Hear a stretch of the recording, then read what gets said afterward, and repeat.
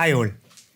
Jose seat location 2026-27 അധ്യയന വർഷത്തിൽ JEE അഡ്വാൻസ്ഡിൻ്റെ rank വെച്ച് രാജ്യത്തെ 21 IITകളിലേക്കും അതുപോലെ തന്നെ JEE main all India rank അനുസരിച്ച് രാജ്യത്തെ 31 NITകൾ, ട്രിപ്പിൾ സെൻട്രൽ ഫണ്ടഡ് ഇൻസ്റ്റിറ്റ്യൂട്ടുകളുടെ ഒക്കെ ആദ്യഘട്ട അലോട്ട്മെൻറ്റ് പ്രസിദ്ധീകരിച്ചിരിക്കുകയാണ്.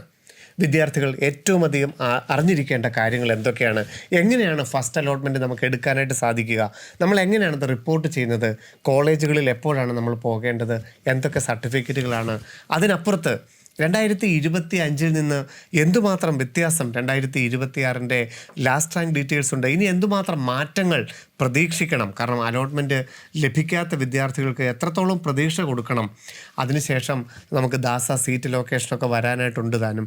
അപ്പോൾ ഈ ഫസ്റ്റ് റൗണ്ട് പ്രസിദ്ധീകരിച്ചിരിക്കുന്ന ഈ സമയത്ത് വിദ്യാർത്ഥികളും മാതാപിതാക്കളും അറിഞ്ഞിരിക്കേണ്ട കാര്യങ്ങളെക്കുറിച്ചാണ് ഇന്ന് നമ്മളോട് ജോബി സെബാസ്റ്റ്യൻ സാർ സംസാരിക്കുന്നത്. സാർ, വലിയ പ്രതീക്ഷയോടെ വിദ്യാർത്ഥികളൊക്കെ നോക്കിക്കാണുന്നതാണല്ലോ ഫസ്റ്റ് അലോട്ട്മെൻറ്റ്. സാറിൻ്റെ നോട്ടത്തിൽ 2025 നിന്നും എത്രത്തോളം 2026 ഫസ്റ്റ് അലോട്ട്മെൻറ്റിനൊരു മാറ്റം വന്നിട്ടുണ്ട്?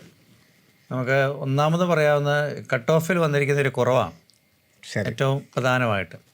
രണ്ടാമത് ചില ബ്രാഞ്ചുകൾക്ക് കുട്ടികൾ പ്രാധാന്യം കൂടുതൽ കൊടുക്കുന്നു. പ്രത്യേകിച്ച് നമ്മുടെ മലയാളികൾ ECE ഇലക്ട്രോണിക്സ് ആൻഡ് കമ്മ്യൂണിക്കേഷന് അല്പം കൂടുതൽ ഇമ്പോർട്ടൻസ് കൊടുത്തിട്ടുണ്ടോ എന്നൊരു സംശയം നമ്മുടെ കാലിക്കറ്റിലേക്ക് വരുമ്പോൾ നമുക്ക് തോന്നും. ശരി. മൂന്നാമത് ഒരു കാര്യം നമുക്ക് പറയാൻ പറ്റുന്ന ഇൻസ്റ്റിറ്റ്യൂഷന് പ്രാധാന്യം കൊടുത്തിരിക്കുന്നു. അതായത് ബോംബെ IITയിലെ നമ്മുടെ കട്ട് ഓഫുകൾ നോക്കിക്കഴിഞ്ഞാൽ അത് സ്റ്റഡിയോ, മിക്കവാറും ഒക്കെ സ്റ്റഡിയാന്ന് പറയാം. മദ്രാസ്, കാൺപൂർ മുതലാണ്. കാൺപൂരാണെങ്കിലും CS-നൊന്നും മാറ്റങ്ങളൊന്നുമില്ല, സെയിം തന്നെയാണ് വന്നിരിക്കുന്നത്. പിന്നെ ബ്രാഞ്ചുകൾ വരുമ്പോൾ നമുക്കൊരു CS-ന് താഴെ പലപ്പോഴും MNC, ഈ വർഷം ഏറ്റവും കൂടുതൽ വന്നൊരു ബ്രാഞ്ചാണ് മാസ് ആൻഡ് കമ്പ്യൂട്ടിങ്. അപ്പോൾ MNCക്ക് ശേഷം വരുന്ന ബ്രാഞ്ചുകൾ അതിനൊക്കെ ചെറിയ മാറ്റങ്ങൾ. ഇലക്ട്രിക്കലിനൊന്നും അവിടെ മാറ്റമൊന്നുമില്ല. പക്ഷേ ഈ പറയുന്ന ടോപ്പ് IITസിൽ ടോപ്പ് ബ്രാഞ്ചസിന് പഴയതിലും കൂടുതൽ ഇമ്പോർട്ടൻസ് കിട്ടിയിട്ടുണ്ടോ എന്ന് നമുക്ക് സംശയമുണ്ട്. അതുപോലെ ബോംബെയിലോ മദ്രാസിലോ ഒക്കെ എങ്ങനെയെങ്കിലും എത്തിച്ചേരുക എന്നുള്ള രീതിയിൽ കുട്ടികൾ ചിന്തിച്ച് തുടങ്ങിയിട്ടുണ്ട്. അങ്ങനെ ചില മാറ്റങ്ങളൊക്കെയാണ് നമുക്ക് പൊതുവിൽ നോക്കിയാൽ കാണാം. ഇതിനകത്തൊരു ആൺകുട്ടികളുടെയും പെൺകുട്ടികളുടെയും ഒരു പെർഫോമൻസ് ലെവൽ നമുക്കറിയാം. അപ്പം അതിൻ്റെ ഒരു ലാസ്റ്റ് റാങ്ക് നോക്കുമ്പോൾ എത്രത്തോളം പെൺകുട്ടികൾ നന്നായിട്ട് പെർഫോം ചെയ്തിട്ടുണ്ട്? അതിനകത്ത് കഴിഞ്ഞ വർഷത്തെ അത്രയും പെർഫോമൻസ് ഗേൾസിൻ്റേത് കാണുന്നില്ല. അത് NIT level, closing NIT ലെവലാണെങ്കിലും IIT ലെവലാണെങ്കിലും നമുക്കറിയാം 20% സീറ്റ് സൂപ്പർ ന്യൂമറി ആയിട്ട് അവർക്ക് ഉള്ളതാണ്. അവരെത്തിയിട്ട് ആ ഒരു പെർസെൻറ്റേജിലേക്ക് എത്തിയിട്ടില്ലെങ്കിൽ അത് എക്സ്ട്രാ എടുത്താണ് ഫില്ല് ചെയ്യുന്നത്. അങ്ങനെ വരുമ്പോൾ പെൺകുട്ടികളുടെ ലാസ്റ്റ് റാങ്കിലേക്ക് നമ്മൾ വരുമ്പോൾ അവിടെ വീണ്ടും കട്ട് ഓഫ് കുറഞ്ഞിട്ടാണ് കാണുന്നത്. 2025 ഒരു അനുഭവം വെച്ച് നോക്കുകയാണെങ്കിൽ ഈ റൗണ്ട് മണ്ണിൽ വന്നിരിക്കുന്ന ലാസ്റ്റ് റാങ്ക് എത്രത്തോളം മാറ്റം വരാനുള്ള സാഹചര്യമുണ്ട്? പ്രത്യേകിച്ചും മെഡിക്കലിൻ്റെ ഒരു പരീക്ഷ പോലും നടക്കാത്തൊരു സാഹചര്യത്തിൽ എത്രത്തോളം ഒരു മാറ്റം സാറ് പ്രതീക്ഷിക്കുന്നുണ്ട്? നമ്മൾ NITയിൽ കാര്യമായ മാറ്റങ്ങൾ ഉണ്ടാവും. IITകളിൽ അത്രയ്ക്കൊരു മാറ്റം ഉണ്ടാവില്ല. പക്ഷേ ആ മാറ്റം ഇപ്പോൾ തന്നെ കുറച്ച് പ്രകടമായിട്ട് മാറ്റങ്ങൾ ഉണ്ടായി കഴിഞ്ഞിട്ടുണ്ട്. വേണം നമുക്കൊന്ന് പരിശോധിക്കാം. NITകളിലാണ് കൂടുതൽ മെഡിക്കലിൻ്റെ വരുമ്പോൾ മാറ്റങ്ങൾ ഉണ്ടാകാവുന്നത്. അപ്പോൾ നമുക്ക് വേണമെങ്കിൽ ഏറ്റവും ടോപ്പായിട്ട് നിൽക്കുന്ന IITകളുടെയും NITകളുടെയും ഒക്കെ ആ ഒരു കോഴ്സുകളുടെയും കൂടെ ഒരു സാധ്യതയും കൂടെ നമുക്ക് നോക്കാം. ഇപ്പം നമുക്ക് ടോപ്പ് IITs നമ്മൾ ബോംബെയും മദ്രാസും ഡൽഹിയും ഒന്ന് പരിശോധിക്കേണ്ട ഒരു കാര്യമില്ലെന്ന് തോന്നുന്നു. കാരണം ഒരു മാറ്റവും നമുക്ക് അവിടെ പറയാനില്ല. അല്പം കൂടി ചില ബെറ്റർ ആയിട്ടുണ്ടെങ്കിലുള്ളതെന്ന് വേണമെങ്കിൽ പറയാം. അതായത് ബോംബെ കഴിഞ്ഞ് വരുമ്പോൾ കൃത്യം അടുത്ത റാങ്ക് മദ്രാസിൽ തുടങ്ങുക ചെയ്യുന്നത്. അപ്പോൾ 1, 2, 3, 66 വരെ ബോംബെ കയറുന്നു, 67 മദ്രാസിലേക്ക്, അങ്ങനെയാണ്. അപ്പം നമ്മൾ അതിലേക്ക് പോകേണ്ട കാര്യമില്ല. പിന്നെ ഉള്ളത് കാൺപൂരാണ്. കാൺപൂർ CS കഴിഞ്ഞ വർഷം 270 ലാസ്റ്റ് റാങ്ക് വന്നത്. ഈ തവണ 276, നേരിയ ഒരു വ്യത്യാസമുള്ള, നമുക്കൊരു മാറ്റമായിട്ട് പറയേണ്ട. അത് ഇലക്ട്രിക്കലാണെങ്കിൽ 1112 കഴിഞ്ഞ വർഷം, ഈ വർഷം 1151, നേരിയൊരു വ്യത്യാസം വന്നിട്ടുണ്ട്. പിന്നെ MNC ആണെങ്കിൽ 1023 1258, എല്ലായിടത്തും ചെറിയൊരു കുറവ് വരുന്നുണ്ട്. മെക്കിൽ 2635, 2980. കെമിക്കലിൽ 3942 ഞാൻ ഈ ഫസ്റ്റ് റൗണ്ടിലാണ് പറയുന്നത്. അത് അതെ 4284 കഴിഞ്ഞ വർഷം 25 ഫസ്റ്റ് റൗണ്ടായിട്ട് നോക്കുമ്പോൾ. എക്കണോമിക്സ് ആണെങ്കിൽ 25 ഫസ്റ്റ് റൗണ്ട് 3140 അത് 3607. അപ്പോൾ കാൺപൂർ മുതൽ നമുക്ക് മാറ്റങ്ങൾ കാണാൻ പറ്റുന്നുണ്ട്. നേരിയ രീതിയിൽ. അപ്പോൾ ഈ ആദ്യത്തെ ഒരു 7 IITകൾ നമ്മൾ ടയർ 1 ആയിട്ട് എടുക്കുന്നു. ഇനി അത് ടയർ 2 നമ്മൾ പോവുകയാണെങ്കിൽ ടയർ 2 നമുക്ക് എടുക്കാവുന്ന ഒരു എക്സാമ്പിൾ ഇൻഡോർ IIT നമുക്ക് എടുക്കാം. ഇൻഡോറിൽ CS കഴിഞ്ഞ വർഷം 1628, അത് 1639 തന്നെ വലിയ മാറ്റമൊന്നും ഉണ്ടായിട്ട് ഇൻഡോർ കമ്പാരിറ്റീവ്ലി ഒരു ഗ്രോയിങ് സിറ്റുവേഷൻ നിൽക്കുന്നതാണ്. അപ്പോൾ അതിൻ്റെ ഒരു എഫക്റ്റ് ഇൻഡോറിൽ ഉണ്ടായിട്ടുണ്ട്. അതുപോലെ MNC 2008 കഴിഞ്ഞ വർഷം, അത് ഈ വർഷം 2017 സ്റ്റഡി ആയിട്ട് തന്നെ എന്ന് വേണമെങ്കിൽ പറയാം. അത് ഇലക്ട്രിക്കലാണെങ്കിൽ 3673, അല്പം കൂടി ബെറ്റർ ആയെന്ന് പറയാം, 3113. അപ്പോൾ ആ രീതിയിലാണ് കാണുന്നത്. മെക്കാനിക്കൽ 6741, 7079, നേരിയൊരു വ്യത്യാസമേ ഉള്ളൂ.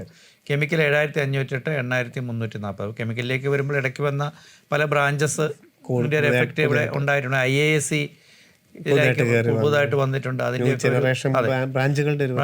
അപ്പോൾ അതിൻ്റെയൊക്കെ ഒരു വ്യത്യാസം നമുക്കവിടെ പറയാൻ പറ്റും. ഇനി നമ്മൾ ടയർ 3 എന്നുള്ളത് നമുക്ക് 2ആയിട്ട് തിരിക്കാം. അതിൽ തന്നെ നമ്മുടെ പാലക്കാട് തിരുപ്പതിയൊക്കെ ഒരു ഗ്രൂപ്പും ബിലായിയും അതുപോലെ ജമ്മു ഒക്കെ അടുത്തൊരു ഗ്രൂപ്പ്. നമുക്ക് തിരുപ്പതി നമ്മൾ നോക്കിയാൽ CS കാര്യമായ വ്യത്യാസം വരുന്നുണ്ട്. ഇനിയിപ്പോൾ അത് പ്രകടമായ വ്യത്യാസത്തിലേക്ക് വരും, ഓരോന്നോരോ താഴേക്ക് വരും. അപ്പോൾ തിരുപ്പതിയിൽ കഴിഞ്ഞ വർഷം 4620 ഫസ്റ്റ് അലോട്ട്മെൻറ്റ് വന്ന്, ഈ വർഷം 5342 വ്യത്യാസമുണ്ട്. അത് ഇലക്ട്രിക്കലാകുമ്പോൾ 8163 ഇത്തവണ 8592. മെക്കാനിക്കൽ 10553, ഇത്തവണ 11137. കെമിക്കൽ 13685, 13831. അപ്പോൾ എല്ലായിടത്തും നമുക്ക് ഒരു കുറവ്, അപ്പം കട്ട് ഓഫിൽ കുറവ് സംഭവിച്ചിട്ടുണ്ട്. ബിലായിലേക്ക് വരുമ്പോൾ വലിയ ബിലായി നമുക്ക് ആ ടയർ 3 ഏറ്റവും താഴെ ജമ്മുവിൻ്റെ ഏറ്റവും മുകളിലേക്ക് നമ്മൾ പ്ലേസ് ചെയ്യുന്ന IIT ആണ്. അപ്പം അവിടെയാണ് ഒരു പ്രകടമായി എടുത്തു പറയാവുന്നൊരു വ്യത്യാസം. കഴിഞ്ഞ വർഷം 6384 CS കട്ട് ഓഫ്. ഇത്തവണ ഫസ്റ്റ് അലോട്ട്മെൻറ്റ് ഞാൻ ഫസ്റ്റിലെയാണ് പറയുന്നത്, ലാസ്റ്റിലെ ആകുമ്പോൾ 7300. 1000 വ്യത്യാസം ഫസ്റ്റും ലാസ്റ്റുമായിട്ടുണ്ടായിരുന്നു, 5ാമത്തെ ആയിട്ടുണ്ടായിരുന്നു. ഇത്തവണ ഫസ്റ്റിൽ തന്നെ വന്നിരിക്കുന്നത് 7980. വലിയ വ്യത്യാസം വന്നിട്ടുണ്ട്. ഒരു 8000 എന്ന് പറഞ്ഞാൽ 9000 മുകളിൽ ആയിരിക്കും ഭിലായി ആയിരിക്കും നമുക്കൊരു ലാസ്റ്റ് റാങ്ക് അടുത്ത ഒരു 5ാമത്തെ റൗണ്ടിലേക്ക് വരുമ്പോൾ വരാനുള്ള സാധ്യതയാണ്. അപ്പോൾ ആ ഒരു റേഞ്ചിൽ വരാം. അപ്പോൾ നമ്മൾ കുട്ടികളോട് പറഞ്ഞായിരുന്നു, നിങ്ങൾ ചോയ്സുകൾ ഫില്ല് ചെയ്യുമ്പോൾ തീർച്ചയായിട്ടും അംബീഷ്യസ് ഓപ്ഷൻസ് മുകളിൽ ഉണ്ടാവണം എന്നുള്ളത് പറഞ്ഞിരുന്നു. അങ്ങനെ ചെയ്തവരെ സംബന്ധിച്ച് അവർക്കൊരു സാധ്യതയാണ് തീർച്ചയായിട്ടും. കാരണം ഇത്രയും ഒരു റാങ്ക് ഇപ്പം ഫസ്റ്റ് അലോട്ട്മെൻറ്റിൽ തന്നെ ഇപ്പം നമ്മൾ നോക്കിയാൽ ഒരു 1600 ഒരു വ്യത്യാസമാണ് IIT തന്നെ വന്നിരിക്കുന്നത്. അപ്പോൾ അതിനി ഒരു 1000 വരുമ്പോൾ ഒരു 2600, 2800 വ്യത്യാസം ടോട്ടൽ വരാം. അപ്പോൾ അതുകൊണ്ട് ഇത് പ്രധാനപ്പെട്ട കാര്യം. പിന്നെ അവിടെ ഡാറ്റാ സയൻസ് ഉണ്ട്, അവിടെ 7568, ഇത്തവണ 8598. ഇലക്ട്രിക്കൽ 9824, 10357. മെക്ക് ആണ് അവിടെ 12428, 12000. അതൊരു കാര്യമായ വ്യത്യാസം വന്നില്ല. CS ഒരു വ്യത്യാസം കാണുന്നുണ്ട്. അത് മുന്നോട്ട് ഒരു വ്യത്യാസങ്ങൾ വരാം എന്നുള്ളത് നമുക്ക്, കാരണം കുട്ടികൾ എൻജിനീയറിങ്ങിലേക്ക് വരുമ്പോൾ ഒരു കോർ ബ്രാഞ്ച് കൂടുതൽ ഇഷ്ടപ്പെട്ടു വരുന്നു.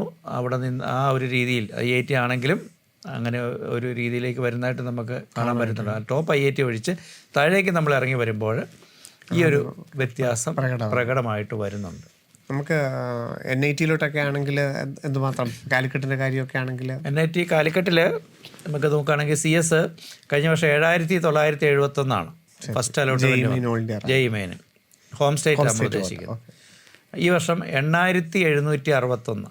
അപ്പോൾ ഒരു 800 അടുത്ത് വ്യത്യാസം വന്നിട്ടുണ്ട്, അത്രയും കുറവ് വന്നിട്ടുണ്ട്. ഗേൾസിൻ്റെ ആണ് 9811 കഴിഞ്ഞ വർഷം, ഇത്തവണ 13120. പെൺകുട്ടികൾ പ്രതീക്ഷിക്കാതെ അത്രയും ആ ഒരു ഗ്യാപ്പിൽ ഗേൾസിൻ്റെ എണ്ണം കുറവാണ് എന്നുള്ള സൂചന നമുക്ക് വരും. അവിടെയാണ് നമ്മളെ അംബീഷ്യസ് ഓപ്ഷൻ വെക്കുമ്പോൾ നമ്മൾ 12000 കഴിഞ്ഞ ഓണത്തെ ക്ലോസിനായി വെച്ചിട്ടാണ് കൊടുക്കുന്നത്. ഒരു പെൺകുട്ടി വിചാരിക്കുന്നത് 10,000 മുകളിൽ റാങ്ക് ആയതുകൊണ്ട് എനിക്ക് NIT കാലിക്കറ്റ് കിട്ടില്ലല്ലോ എന്ന് വിചാരിച്ച് ഒരിക്കലും വലിയ വ്യത്യാസം വന്നു 13,000. അപ്പോൾ അത് പ്രധാനപ്പെട്ട കാര്യമാണ്. പിന്നെ ECയിലാണ് ഞാൻ നേരത്തെ പറഞ്ഞ പോലെ നമ്മുടെ മലയാളികൾ അല്പം കൂടി അങ്ങോട്ടേക്കൊരു ഷിഫ്റ്റിംഗ് ഉണ്ടോ എന്നുള്ളത് കാരണം കഴിഞ്ഞ വർഷം 11,606. അത് ഈ വർഷം 11,033.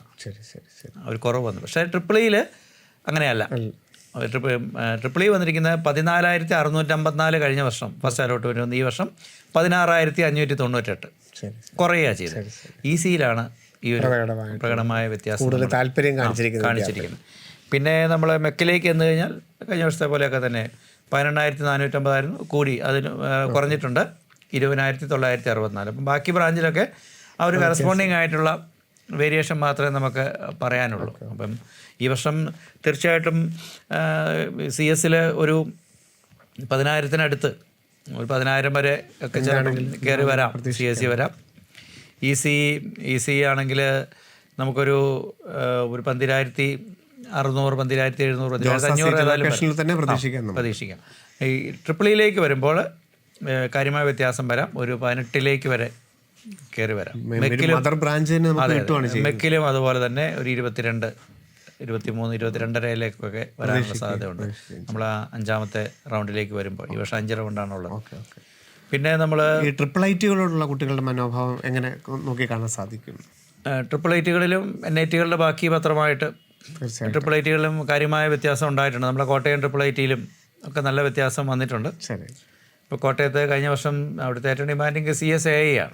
Computer science with artificial intelligence ആണ് നമ്പർ 1 ആയിട്ട് അവിടെ കാണുന്നത്.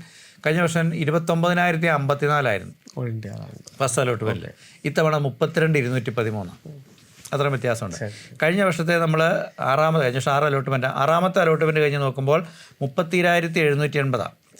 അത് ഇത്തവണ ഒരു 35 കടന്ന് പോകാനുള്ള സാധ്യതയുണ്ട്. 35-36 വരെയൊക്കെ അടുത്തേക്ക് എത്താം. ആ ഒരു വ്യത്യാസം ഉണ്ടാവും. പിന്നെ കമ്പ്യൂട്ടർ സയൻസ് എഞ്ചിനീയറിംഗ് CSE കഴിഞ്ഞ വർഷം 33,766.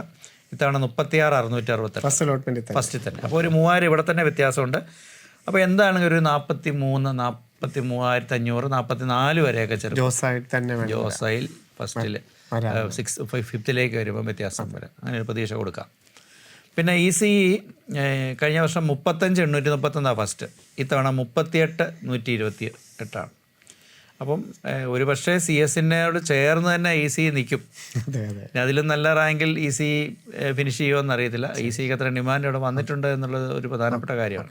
ഈ പുതിയ ബ്രാഞ്ചിനെ എങ്ങനെ നോക്കിക്കണ്ടോ? NIT-ലും ട്രിപ്പിൾ ഐറ്റിയിലും പുതിയ ബ്രാഞ്ചുകൾ. ഇപ്പോൾ ആ ബ്രാഞ്ചിൻ്റെ ഒരു ഇപ്പോൾ MNC ആണ് നമ്മൾ എടുക്കുന്നെങ്കിൽ MNCക്ക് ആ CSൻ്റെ അതേ ലെവലിൽ തന്നെ, അല്ലെങ്കിൽ CSനും ECEക്കും ഇടയ്ക്കായിട്ട്.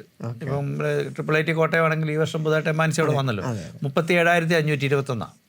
അപ്പം 38-36 നമ്മൾ പറഞ്ഞു. ആ ഒരു റേഞ്ചിൽ തന്നെ ഇപ്പം വന്ന് ആ ഇൻസ്റ്റിറ്റ്യൂഷനിൽ നമ്മൾ ഡിപ്പെൻഡ് ചെയ്യുന്നു എന്നുള്ള രീതിയിലാണ്. അതിപ്പം NIT ആണെങ്കിലും അങ്ങനെ തന്നെയാണ് വന്നിരിക്കുന്നത്. അപ്പോൾ നമുക്ക് പൊതുവിൽ നമ്മൾ ഈ പറഞ്ഞ കാര്യങ്ങൾ വെച്ചുകൊണ്ട് കുട്ടികൾക്ക് പ്രതീക്ഷ തീർച്ചയായിട്ടും വളരെ പോസിറ്റീവായിട്ട് തന്നെ നമുക്ക് കാണാനായിട്ട് സാധിക്കും. തീർച്ചയായിട്ടും.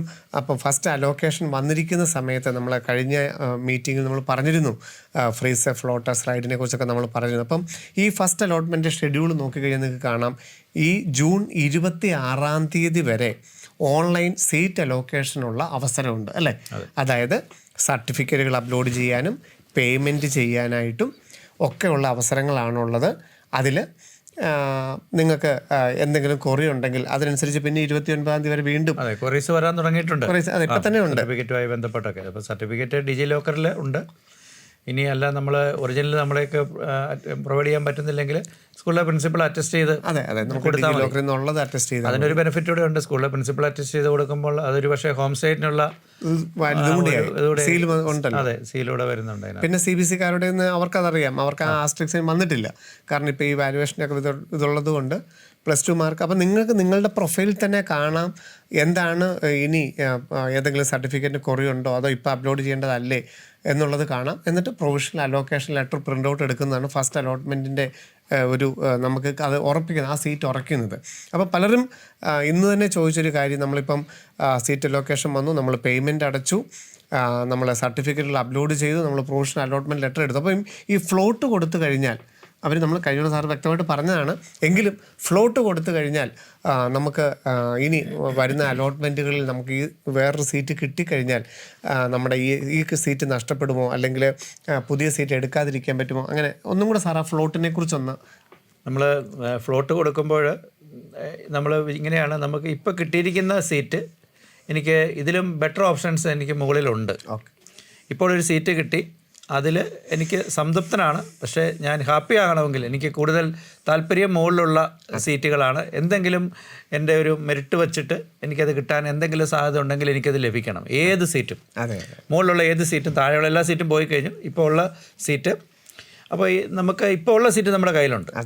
അപ്പോൾ അടുത്ത ഒരു അലോട്ട്മെൻറ്റ് വരുമ്പോൾ ഇതിന് മുകളിൽ, ഇപ്പോൾ നമ്മളിതിന് മുകളിൽ ഒരു 15 സീറ്റ് ഉണ്ടെന്ന് വിചാരിക്കാം, അതിൽ ഏതെങ്കിലും ഒരു ഓപ്ഷൻ നമുക്ക് തരാൻ പറ്റുമോ എന്നാണ് സിസ്റ്റം പരിശോധിക്കുന്നത്. ഒന്നാമത്തെ തരാൻ പറ്റുമെങ്കിൽ ഒന്നാമത്തേത് തരും. വീണ്ടും ഒന്നുകൊണ്ടാണ് നോക്കുന്നത്. തൊട്ട് ഇപ്പം ഉദാഹരണം പറയുകയാണെങ്കിൽ 40 ഓപ്ഷൻ കൊടുത്തിരുന്നു, നമുക്ക് 25ാമത്തത് കിട്ടി.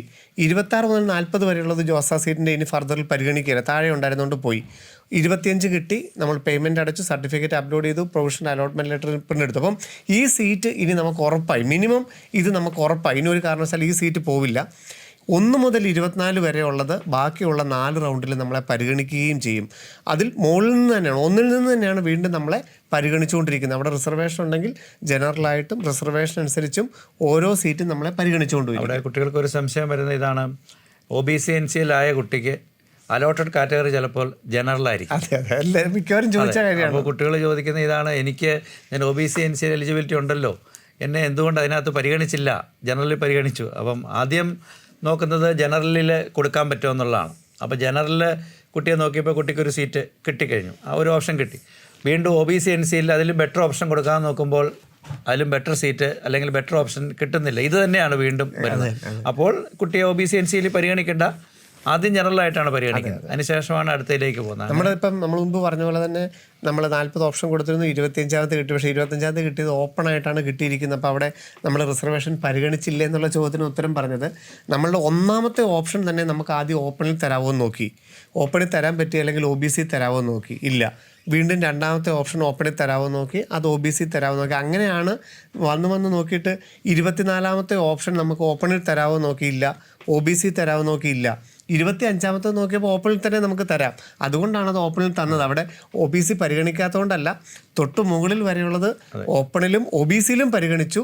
അത്രയും നമുക്ക് തരാനില്ലാത്തത് കൊണ്ടാണ്, അതിലും ബെറ്റർ OBC NCL തരാൻ പറ്റുമെങ്കിൽ തരുമായിരുന്നു, ഇല്ലാത്തത് കൊണ്ടാണ് നമുക്കിത് പരിഗണിച്ചത്. പക്ഷേ ഇതിൽ ഓപ്പണിൽ തന്നു എന്ന് വിചാരിച്ച് നമ്മൾ ഫ്ലോട്ട് ചെയ്തത് കൊണ്ട് ഇനി അങ്ങോട്ട് ഓപ്പൺ മാത്രമല്ല, ഇനിയുള്ള ബാക്കി റിമൈനിങ് ഹയർ ഓപ്ഷൻസിനെ എല്ലാം നമ്മൾ വീണ്ടും ഓപ്പണിലും OBCയിലും പരിഗണിക്കുകയും ചിലപ്പോൾ OBC NCL ആയിരിക്കും കിട്ടാൻ പോകുന്നത്. അത് തന്നെ, അതിന് ഹയർ ഓപ്ഷൻ ചിലപ്പോൾ OBC കിട്ടുകയും ചെയ്യും. ഫ്ലോട്ട് ചെയ്താൽ നമുക്ക് ഇതിന് മുകളിലുള്ള ഏതും കിട്ടാം. നിലവിലുള്ളത് നമ്മൾ സേഫാണ്, നിലവിലുള്ള നമ്മുടെ കയ്യിൽ ഒരു കാരണവശാലും നമ്മുടെ നഷ്ടപ്പെടില്ല.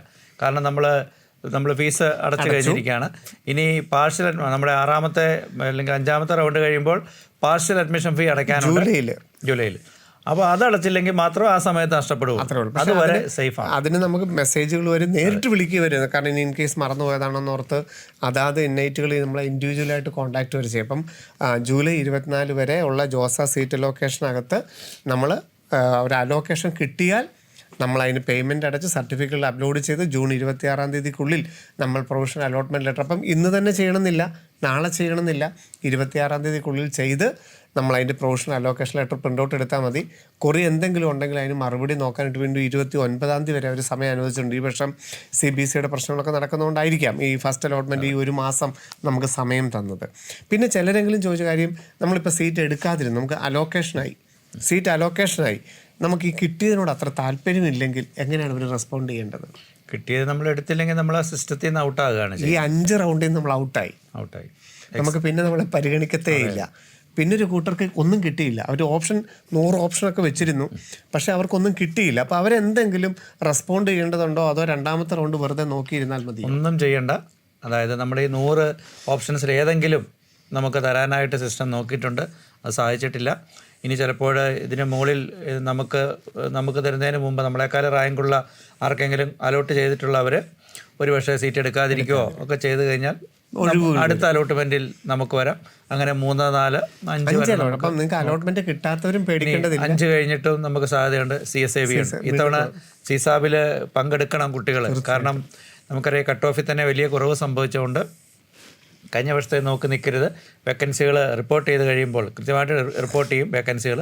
അപ്പോൾ CSAB പങ്കെടുക്കാൻ സാധ്യതയുള്ള അല്ലെങ്കിൽ പങ്കെടുക്കാൻ ആഗ്രഹമുള്ള എല്ലാ കുട്ടികളും നിർബന്ധമായിട്ടും സീറ്റ് കിട്ടിയവരും കിട്ടാത്തവർക്കും ജൂലൈ 24 ശേഷം നടക്കുന്ന സ്പോട്ട് അലോട്ട്മെൻറ്റ് എന്ന് പറയുന്നത് നല്ല സീസാബ് അലോക്കേഷൻ എന്ന് പറയുന്നതിനകത്ത് തീർച്ചയായിട്ടും അതും ഓൺലൈൻ തന്നെയാണ്. അതിനകത്ത് പങ്കെടുത്തു കഴിഞ്ഞാൽ വളരെ ബെറ്റർ ഓപ്ഷൻ കിട്ടാനുള്ള സാഹചര്യം നിലനിൽക്കുന്നു എന്നുള്ളതും മനസ്സിലാക്കുക. അപ്പോൾ ഒരു സീറ്റ് കിട്ടിയില്ല എന്നോർത്ത് നിങ്ങൾ പേടിക്കേണ്ട. ഓരോ അലോട്ട്മെൻറ്റ് പബ്ലിഷ് ചെയ്യുമ്പോഴും നിങ്ങൾ സൈറ്റ് നോക്കുകയും ലോഗിൻ ചെയ്ത് നോക്കുകയും സീറ്റ് ലൊക്കേഷനിൽ വന്നൊന്ന് നോക്കിയാൽ മാത്രം മതി. അപ്പം ആ കാര്യങ്ങളും ഉണ്ട്. പിന്നെ സ്ലൈഡിനെ കുറിച്ചും അതുപോലെ തന്നെ ഫ്രീസിനെ കുറിച്ചും നമ്മൾ പറഞ്ഞിരുന്നു. ജസ്റ്റ് എന്നാലും പുതിയ പ്രേക്ഷകർക്കായിട്ട് സ്ലൈഡും ഫ്രീസും കൂടെ നമുക്കൊന്ന് സംസാരിക്കാം. ഫ്രീസ് എന്ന് പറയുന്നത് നമുക്ക് ഇപ്പോൾ കിട്ടിയിരിക്കുന്ന സീറ്റ് ഞാൻ ഹാപ്പിയാണ്, ഇനി എനിക്ക് മറ്റൊരു സീറ്റ് വേണ്ട. ഹയർ ഓപ്ഷൻസ് ഉണ്ടായിരുന്നു, പക്ഷെ നമുക്ക് വേണ്ട. ഇനി ഫസ്റ്റ് ഓപ്ഷൻ ആണെങ്കിൽ അത് ഓട്ടോ ഫ്രീസ് ആണ്. വേറെ ഏത് ഓപ്ഷനും നമുക്കിപ്പോൾ ഫ്രീസ് ചെയ്യാം. അപ്പോൾ ഇനി നമ്മളെ പരിഗണിക്കുകയില്ല. നമ്മുടെ അലോട്ട്മെൻറ്റ് പ്രൊസീജിയർ ഇപ്പോൾ ഫീസ് അടച്ച് നമ്മൾ അഡ്മിഷൻ ലെറ്റർ ഡൗൺലോഡ് ചെയ്യുന്നതോടുകൂടി നമ്മളത് അവസാനിക്കാം. പിന്നെ പാർഷ്യൽ അഡ്മിഷൻ ഫീ അടച്ചാൽ മതി. അതിനിടയ്ക്കുള്ള സ്റ്റെപ്പിൽ നമ്മൾ പങ്കെടുക്കുന്നില്ല. അപ്പോൾ ഇതുകൊണ്ട് നമ്മുടെ അലോട്ട്മെൻറ്റ് കഴിഞ്ഞ് ഈ സീറ്റിന് മാറ്റമില്ല. അതേസമയം സ്ലൈഡ് എന്ന് പറയുന്നത് നമുക്കിപ്പോൾ ഒരു പർട്ടിക്കുലർ ഇൻസ്റ്റിറ്റ്യൂട്ടാണ് താല്പര്യം. നമ്മൾ ആ ഒരു ഇൻസ്റ്റിറ്റ്യൂട്ടിലെ ഒരു ലോവർ ബ്രാഞ്ചാണ് ഇപ്പം നമുക്ക് കിട്ടിയിരിക്കുന്നത്. ഫോർ എക്സാമ്പിൾ നമുക്ക് കാലിക്കട്ട് NITയിലെ മെക്കാനിക്കൽ കിട്ടി. അതിന് മുകളിലായിട്ട് പല NITs ഉണ്ട്, പല ബ്രാഞ്ചുകളും ഉണ്ട്, ഓപ്ഷൻസ് പലതും വന്നിട്ടുണ്ട്. പക്ഷേ നമുക്ക് താല്പര്യം കാലിക്കറ്റ് പഠിക്കാനാണ്. ഇതിന് മുകളിൽ കാലിക്കറ്റിലെ ഇലക്ട്രിക്കലും ഇലക്ട്രോണിക്സും CS ഒക്കെ ഉണ്ട്. അപ്പോൾ നമ്മൾ ഇതിനകത്ത് ഏത് കിട്ടിയാലും ഇപ്പോൾ കിട്ടിയിരിക്കുന്ന മെക്കിനേക്കാളും സാറ്റിസ്ഫൈഡ് ആണ് എന്ന് പറഞ്ഞുകൊണ്ട് നമ്മൾ കാലിക്കറ്റ് മാത്രം, ബാക്കി NITs ഒന്നും നമുക്ക് താല്പര്യമില്ല. കാലിക്കറ്റ് മാത്രമേ നമ്മളെ പരിഗണിക്കൂ. ഇൻസ്റ്റിറ്റ്യൂഷൻ ആണെന്നുണ്ടെങ്കിൽ നമ്മൾ സ്ലൈഡ് കൊടുക്കും. നമ്മളിനി ഈ ജോസ സീറ്റ് ലൊക്കേഷനിൽ പരിഗണിക്കേണ്ട, എനിക്കിത് മാത്രം മതി എന്നുണ്ടെങ്കിൽ നമ്മൾ ഫ്രീസ് ചെയ്യും. ഇനി നമ്മൾ ഇതൊക്കെ ചെയ്ത് കഴിഞ്ഞാൽ നമുക്ക് സീസാബിൽ പങ്കെടുക്കുകയും ചെയ്താലും നമുക്ക് എപ്പോൾ എക്സിറ്റ് ചെയ്താലും വിഡ്രോ ചെയ്താലും എന്ത് ചെയ്താലും ഇതിനകത്ത് ജോസായിൽ പങ്കെടുത്തില്ലെങ്കിലും നമുക്ക് സീസാബിൽ പങ്കെടുക്കാം. ഏത് സീറ്റ് എവിടെ ഇപ്പം IIT കിട്ടി പോയില്ല, അതിനൊന്നും ഒരു പ്രശ്നമില്ല. പിന്നെ IIT പോകാൻ പറ്റിയാലും സീസാബിൽ ആർക്കും പങ്കെടുക്കാം തീർച്ചയായിട്ടും. അപ്പം അലോട്ട്മെൻറ്റുകളുടെ ഒരു ഷെഡ്യൂളിനെ കുറിച്ച് നിങ്ങൾക്ക് കൃത്യമായിട്ട് ധാരണ ഉണ്ടാവണം. ഷെഡ്യൂൾ അതിനകത്ത് പ്രസിദ്ധീകരിച്ചിട്ടുണ്ട്. കൊറി എന്താണെന്നുള്ളത്, കൊറി എന്ന് പറഞ്ഞു കഴിഞ്ഞാൽ നമ്മളൊരു സർട്ടിഫിക്കറ്റുകൾ നമ്മളിപ്പം അറിയാമല്ലോ, സർട്ടിഫിക്കറ്റുകൾ 10th അപ്ലോഡ് ചെയ്യുന്നുണ്ട്, അഡ്മിറ്റ് കാർഡ് നമ്മൾ അപ്ലോഡ് ചെയ്യുന്നുണ്ട്, മെഡിക്കൽ സർട്ടിഫിക്കറ്റ് അപ്ലോഡ് ചെയ്യുന്നുണ്ട്, +2ൻ്റെ മാർക്ക് ലിസ്റ്റ് നിങ്ങൾക്കറിയാം. 2025 നിങ്ങളെല്ലാവരും 25 പാസ്സായവരെല്ലാം നിങ്ങൾ മാർക്ക് ലിസ്റ്റ് അപ്ലോഡ് ചെയ്യണം.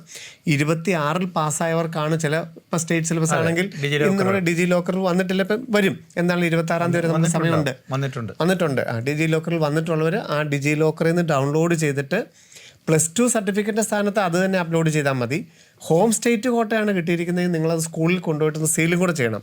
അപ്പോൾ ഈ രണ്ടിനും ഒരേ PDF അപ്ലോഡ് ചെയ്താൽ ആ സ്കൂളിൽ നിന്നുള്ള സീല് മതി. സ്റ്റേറ്റ് സിലബസുകാർക്ക് നിങ്ങൾക്ക് ആ ഡിജി ലോക്കറിൽ നിന്നുള്ള എടുക്കുന്നു, +2ൻ്റെ സ്കൂളിൽ പോയി സീൽ ചെയ്തിട്ട് അപ്ലോഡ് ചെയ്യുകയാണെങ്കിൽ +2ൻ്റെ സർട്ടിഫിക്കറ്റുമായി ഹോം സ്റ്റേറ്റ് കോട്ടയ്ക്കുള്ള പ്രൂഫുമായി. ഇനി CBC-ക്കാരാണെങ്കിൽ നിങ്ങൾക്കിപ്പം നിങ്ങൾക്കറിയാം നിങ്ങളുടെ പ്രൊഫൈലിനകത്ത് അത് ചിലപ്പം ഇന്നാക്ടിവേറ്റ് ആയിട്ട് കിടക്കുകയായിരിക്കും. കാരണം CBSEയുടെ റിവാലുവേഷൻ്റെ ഒക്കെ റിസൾട്ട് വരാനായിട്ടുള്ളത് കൊണ്ട് അത് നിങ്ങളുടെ കൊറി അനുസരിച്ച് നിങ്ങൾക്ക് ചെയ്യാം. പിന്നെ കൊറീസിനെ സംബന്ധിച്ച് ടെൻഷൻ ആകണ്ട. നമുക്ക് NITയോ IIITയോ ആണെങ്കിൽ കൊറീസ് വരുന്നത് കാലിക്കട്ട് NIT കേരളത്തിൽ നിന്ന് തന്നെയാണ് വരുന്നത്. IIT ആണെങ്കിൽ പാലക്കാട് IIT എന്നുമാണ്. അപ്പോൾ നമ്മളത് ആ രീതിയിൽ നമുക്ക് കമ്മ്യൂണിക്കേറ്റ് ചെയ്യാൻ വളരെ ഈസിയാണ്. അതുകൊണ്ട് കൊറി ഉണ്ടെങ്കിൽ നിങ്ങൾക്ക് അതനുസരിച്ച് നിങ്ങൾക്ക് ചെയ്യാം. അപ്പം ISC ആണെങ്കിൽ നിങ്ങൾക്കറിയാം ഓൾറെഡി ഡിജി ലോക്കറിലുണ്ട്, നമ്മുടെ നിങ്ങൾക്ക് സ്കൂളിൽ നിന്ന് കിട്ടുകയും ചെയ്യും. ISCയും CBSEയും ആണെങ്കിൽ പിന്നെ സ്കൂളിൽ കൊണ്ടുപോയിട്ട് സീൽ ചെയ്യണ്ട ഹോം സ്റ്റേറ്റ് കോട്ട കാണിക്കാൻ. എന്തുകൊണ്ടാണ്? അതിൽ ഓൾറെഡി സ്കൂളിൻ്റെ പേരും അഡ്രസ്സും ഉണ്ട്. സ്റ്റേറ്റ് സിലബസുകാരുടെ മാർക്ക് ലിസ്റ്റിൽ സ്കൂളിൻ്റെ പേര് പ്രിൻ്റഡ് അല്ലാത്തത് കൊണ്ടാണ് നമ്മൾ അവിടെ പോയി സീൽ ചെയ്യാൻ പറയുന്നത്. CBSE ISCക്കാർക്ക് ഡിജി ലോക്കറിൽ നിന്ന് കിട്ടുന്നത് തന്നെ മതി ഹോം സ്റ്റേറ്റ് കോട്ടയ്ക്കും +2 സർട്ടിഫിക്കറ്റിൻ്റെ സ്ഥാനത്തും. അത് രണ്ടും നിങ്ങൾക്ക് അപ്ലോഡ് ചെയ്യാം. അത് 2026. ഇതെല്ലാം നിങ്ങളുടെ പ്രൊഫൈലിൽ നിങ്ങൾക്ക് വ്യക്തമായിട്ട് കാണാം. കാറ്റഗറി സംബന്ധിച്ച് നിങ്ങൾക്ക് ഏതെങ്കിലും ഒരു കാറ്റഗറിയിലാണ് കിട്ടിയിരിക്കുന്നതെങ്കിൽ അക്ഷയ കേന്ദ്രത്തിൽ നിന്നുള്ള ഓൺലൈൻ ആയിട്ടുള്ളതാണെങ്കിൽ ഇപ്പം വാലിഡേഷൻ ആയിട്ടുള്ള ഏത് സർട്ടിഫിക്കറ്റും നിങ്ങൾക്ക് സെൻട്രൽ പർപ്പസിനുള്ളത് അപ്ലോഡ് ചെയ്യാം. എഴുതി മേടിച്ചിരിക്കുന്നതാണെങ്കിൽ 2026 ഏപ്രിൽ 1 ശേഷം ഉള്ളത് വേണമെന്നുള്ളത് അവർ മെൻഷൻ ചെയ്യുന്നുണ്ട്. അപ്പോൾ ഇതൊക്കെ നമുക്ക് നമ്മളുടെ പ്രൊഫൈലിനകത്ത് വരുന്ന ആ കൊറികളിലൂടെ അത് നമ്മുടെ സർട്ടിഫിക്കറ്റിൽ എന്തെങ്കിലും ഒരു മാറ്റം വേണമെന്നുണ്ടെങ്കിൽ അവർ പറയും. Provisional allotment letter print out എടുക്കുന്നതോടുകൂടി ആ സീറ്റ് നമുക്ക് ഉറപ്പാകും. ഫീസ് അടയ്ക്കാനൊക്കെ ഇഷ്ടം പോലെ സമയം അനുവദിച്ചിട്ടുണ്ട്. അതൊക്കെ നിങ്ങൾ ചെക്ക് ചെയ്യണം, റെഗുലറായിട്ട് ചെക്ക് ചെയ്യണമെന്ന് മാത്രമേ ഉള്ളൂ.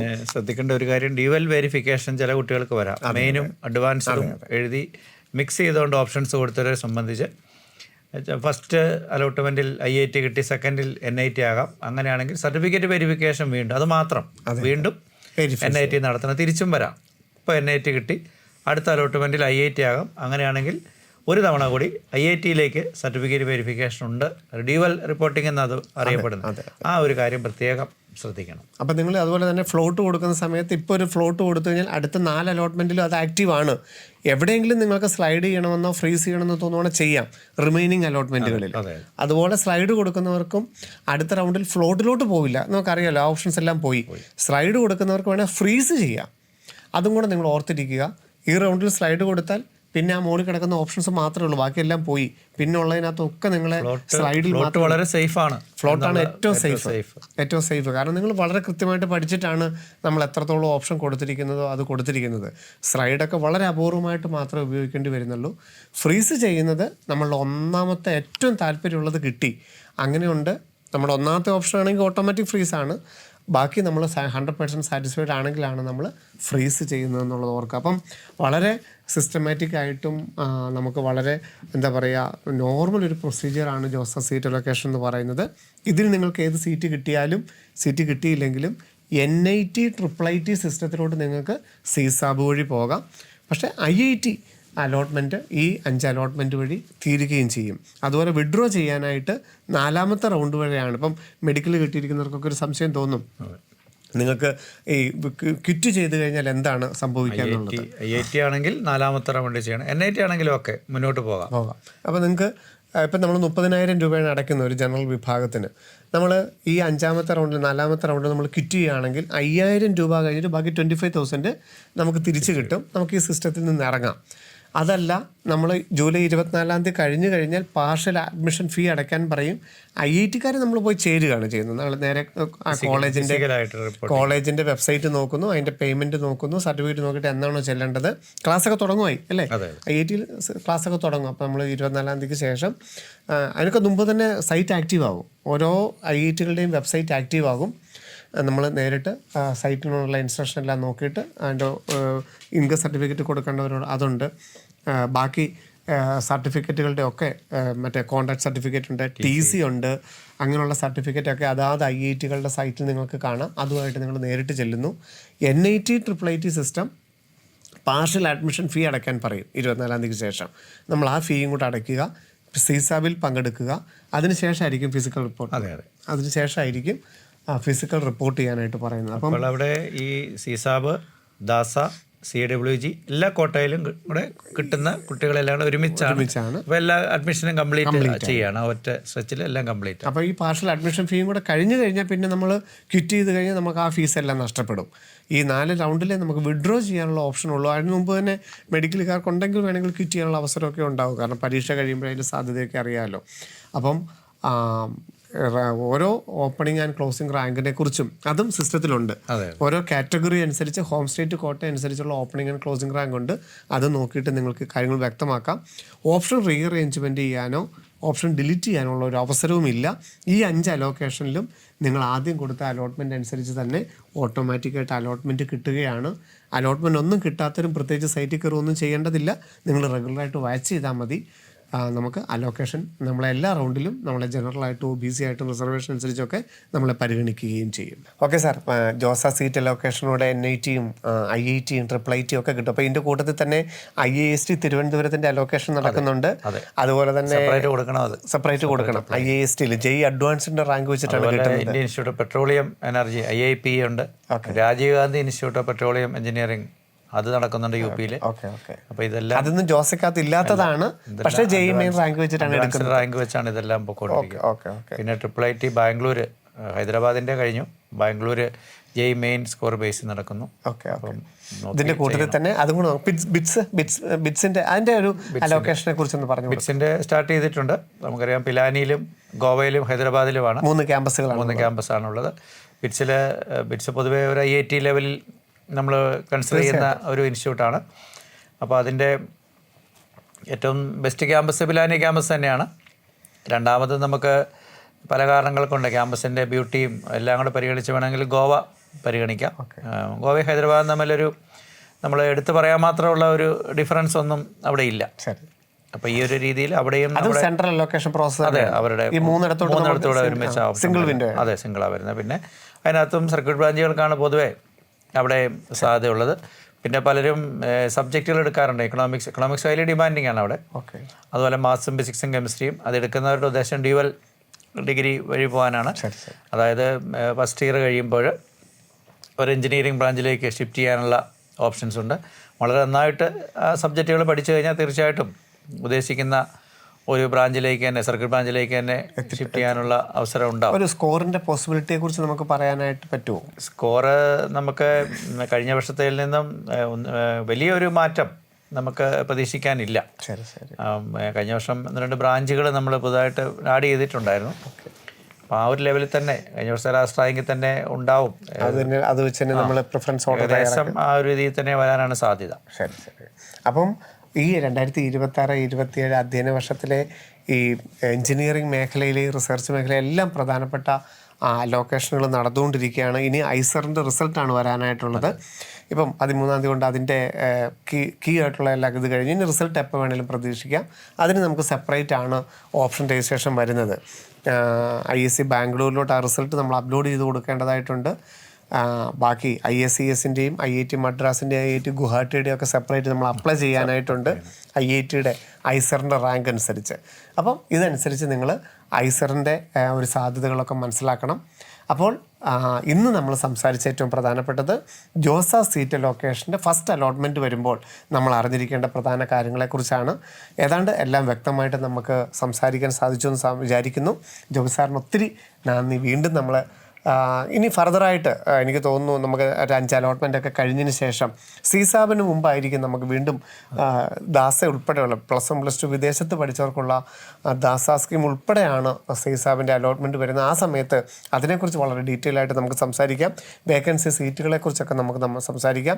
അപ്പം ഓപ്പണിംഗ് ആൻഡ് ക്ലോസിംഗ് റാങ്ക് നോക്കുകയും സീറ്റ് അലോക്കേഷൻ്റെ ഓരോ റൗണ്ടുകളും വ്യക്തമായിട്ട് മനസ്സിലാക്കുക. കുറികൾ എന്തെങ്കിലും ഉണ്ടെങ്കിൽ മനസ്സിലാക്കുക എന്നുള്ളതൊക്കെ നിങ്ങളിപ്പം ശ്രദ്ധിച്ച് മനസ്സിലാക്കുക. വീണ്ടും കാണാം. നന്ദി, നമസ്കാരം.